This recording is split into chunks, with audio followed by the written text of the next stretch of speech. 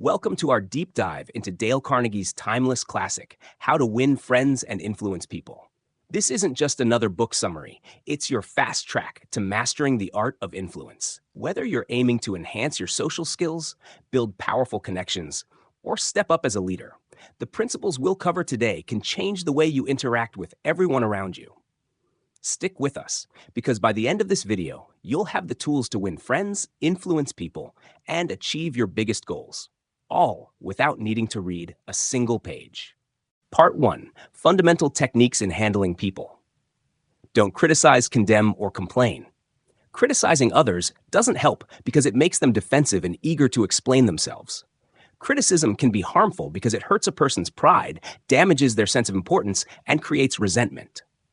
B.F. Skinner, a famous psychologist, showed through experiments that an animal learns more quickly and remembers better when rewarded for good behavior, rather than punished for bad behavior.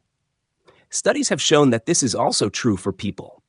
When we criticize, we rarely make lasting changes and often cause resentment. When we deal with people, we need to remember that they are not just logical beings. They are emotional, full of biases, and motivated by pride and vanity. Bob Hoover was flying a plane about 300 feet in the air when both engines suddenly stopped. With skillful flying, he managed to land the plane, but it was badly damaged, though no one was hurt.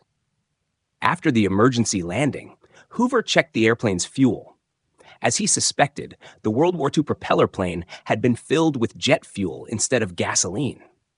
When he returned to the airport, he asked to see the mechanic who had serviced his plane. The young man was devastated by his mistake. Tears ran down his face as Hoover approached. He had just caused serious damage to an expensive plane and could have cost 3 lives.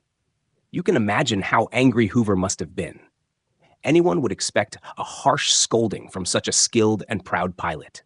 But Hoover didn't yell at the mechanic. He didn't even criticize him.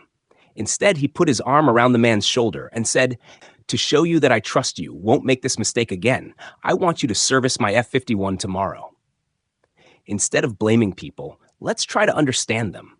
Let's figure out why they do what they do.